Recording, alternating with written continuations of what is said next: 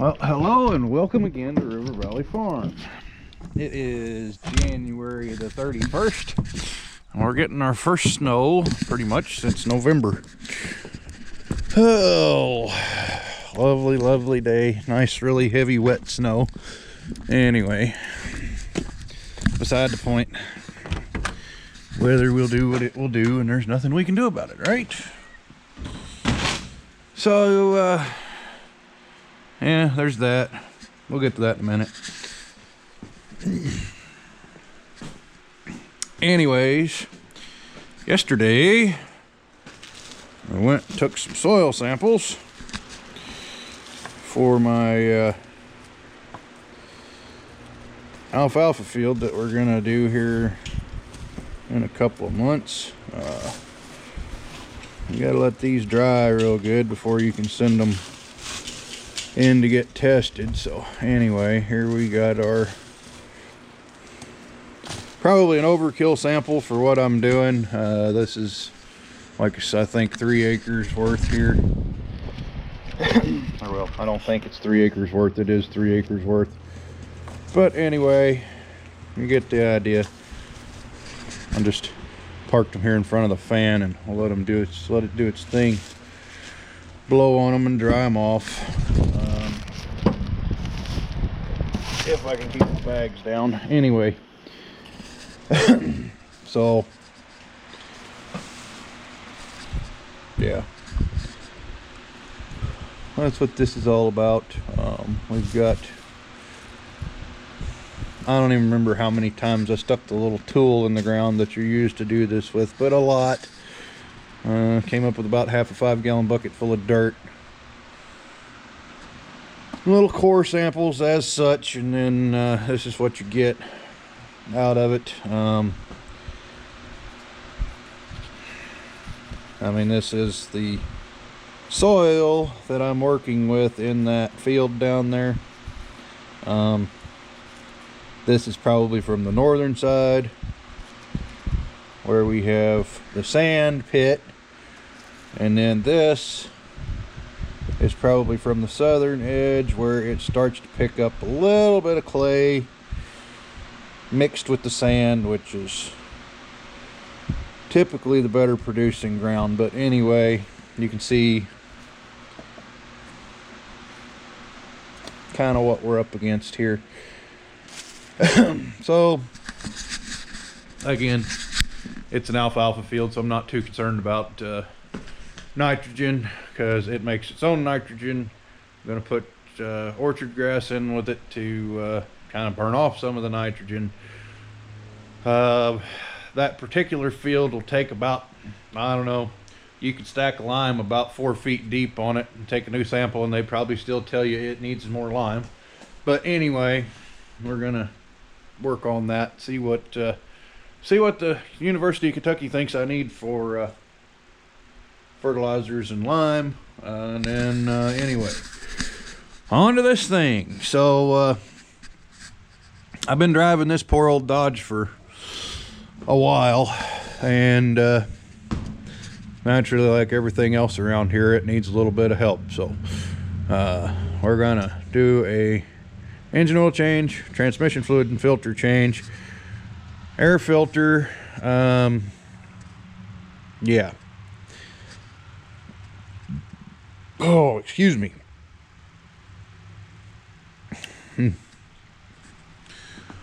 So, as I said, we're gonna do pretty much a full service on this old truck, and give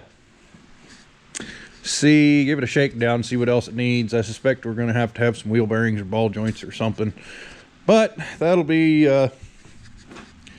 dependent on cost of such items, because this thing is a secondary vehicle and probably will soon become a third place vehicle. So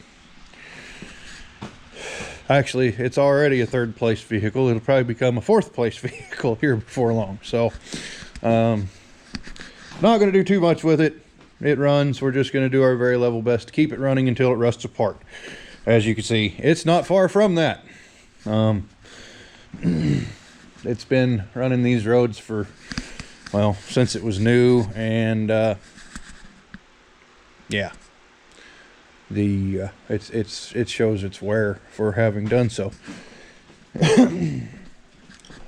So anyway, like I said, we're gonna do a shakedown on this thing, see what we can come up with. I gotta get a jack under it and get a pry bar and start looking at stuff, so I guess I better get to it. Okay, so obviously the tire is off the ground on this side of the truck.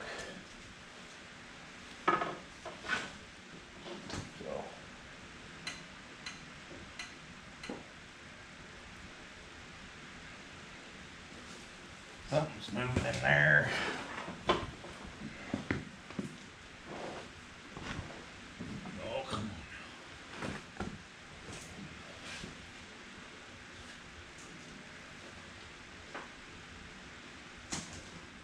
on. Huh.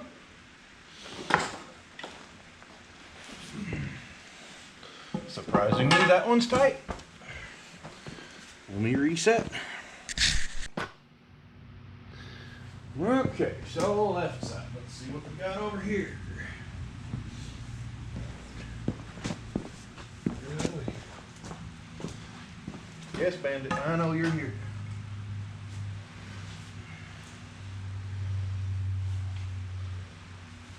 Turn's kind of tight.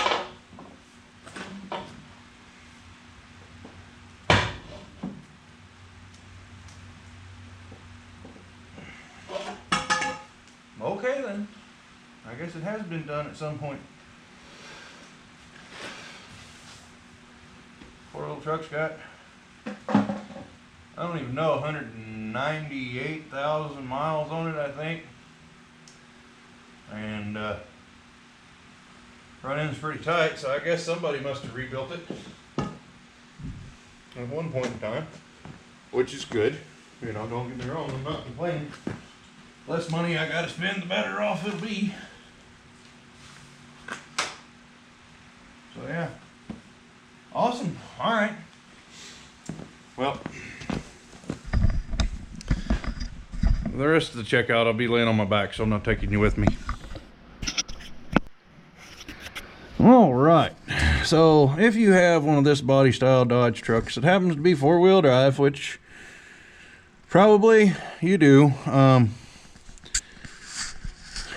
you know, if you're not aware, this thing has an electronically controlled vacuum cylinder that actually engages the front differential. Okay, you have the floor shifter that engages the driveline, and actually this driveline probably stays turning all the time. This truck will not go in 4-wheel drive without this thing right here. Okay, as I said, this is a vacuum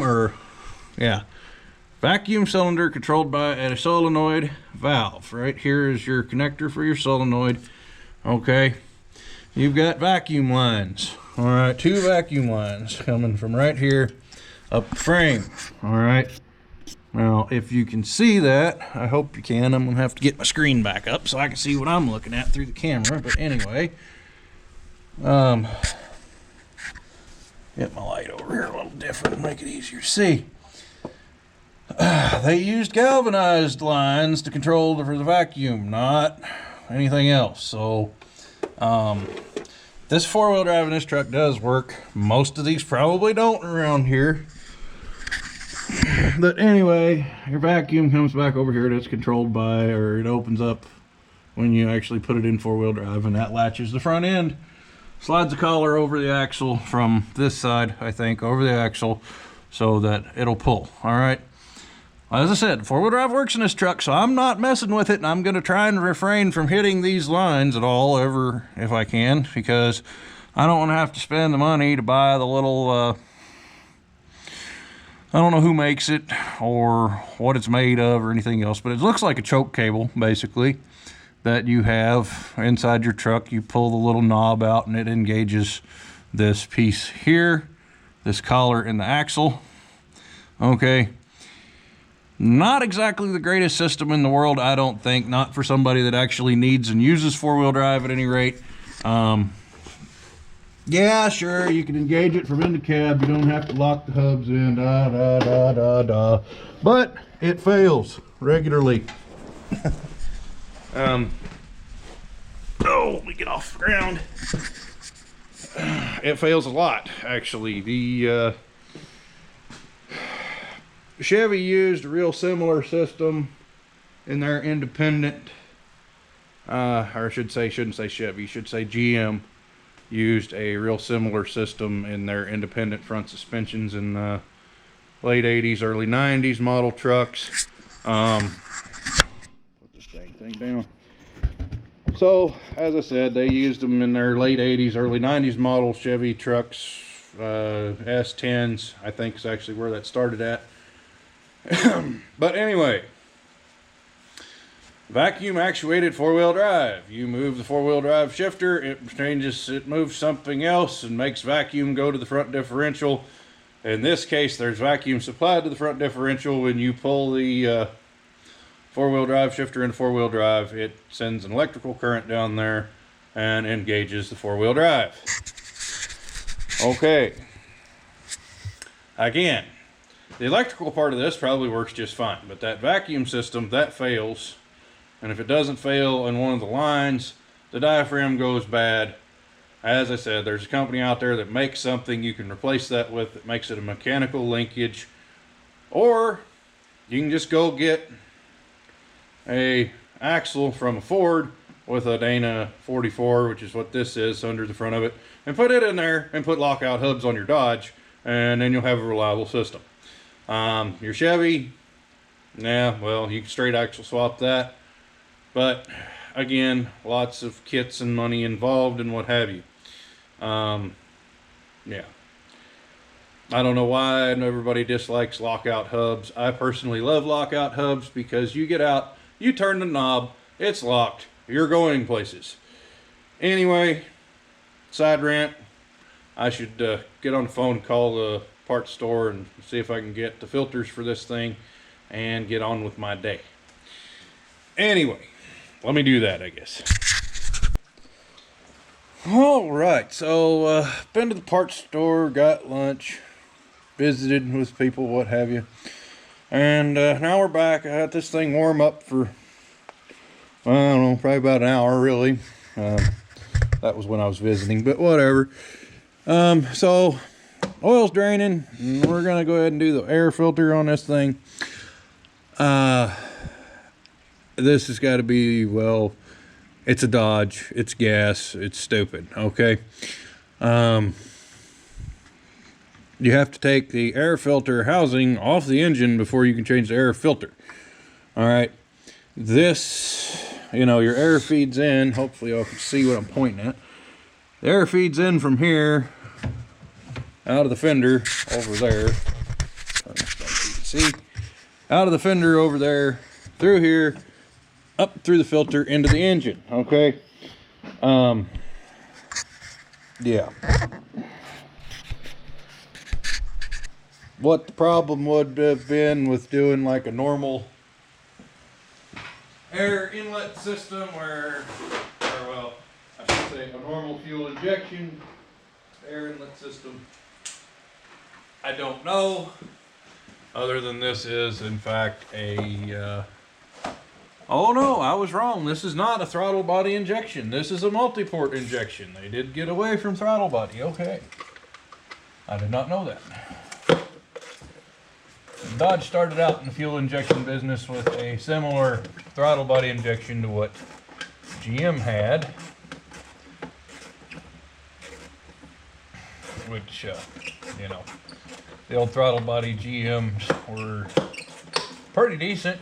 I mean, I don't really have any complaints about them, other than, of course, if you have one today and you have to get a code on it, you are kind of lost probably as to how to do that.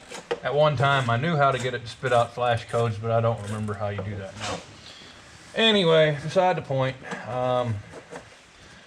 So as I said, you got to take this dumb thing off the top of the engine, like so, before you can the air filter out of it. So anyway, we got that off of there now. There's a nifty rubber gasket in there that nobody will give you if you lose it. And kind of a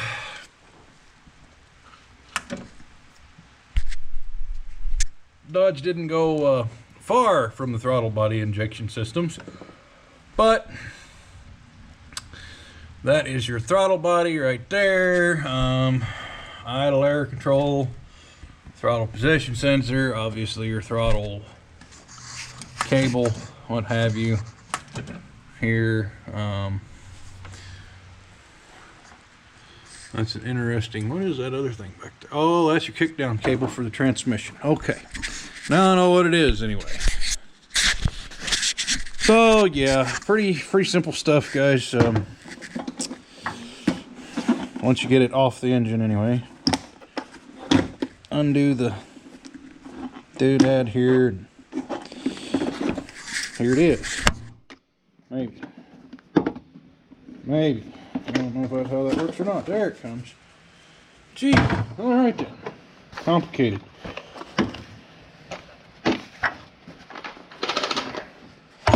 Not too bad, not too good. Anyway, yeah, I am gonna go on about what I'm doing here and get it done. I don't think I'm gonna bother filming anything else because, well, it's a gas Dodge and I'm sure nobody really cares. So anyway, thanks for watching. If you are, comment, rate, and subscribe for more. Hit the like button, dislike button, drop me a comment. Tell me what's going on in the world. And I'll get back to you some other time. Alright, so one more thing since we're doing this while we're doing everything else here. And this is a rant against everybody, not just Dodge or anything in particular. Okay, this is against everybody that made an automatic transmission and put it in anything from, you know, whatever, from whenever to whenever, from whatever to whatever. It doesn't matter, okay? It's all the same thing. Okay, they put this pan on here, and you got to take his pan off, check his filter. All right, yeah, then again, this is against everybody. Up until I think Ford in 1999 when they brought out their first, or when they brought out the Super Duty trucks, the heavy duty automatic transmission in those had a drain plug. Up until that time, nothing else did. Okay, so you know, when you're doing this particular job, changing your transmission fluid and filter, you have no way to do it without making a mess. None at all. Okay?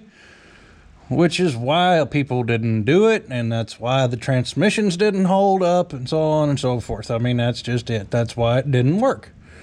Okay? I'm gonna gut it out and do it, and just do it.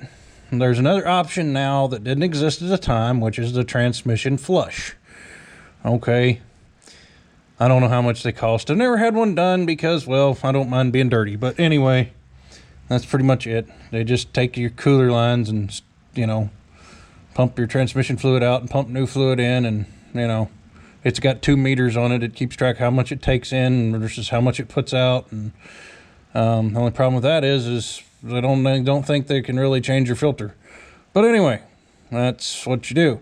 And, of course, then again, there's another problem with this, too, because when you take this pan off, you only get, I don't know, maybe half of the fluid out of this thing. The torque converter holds the other half of it, and you can't get it out unless you pull the torque converter out of the transmission and everything else. So yeah, okay, done ranting, gonna get my job done. See you guys later. Bye.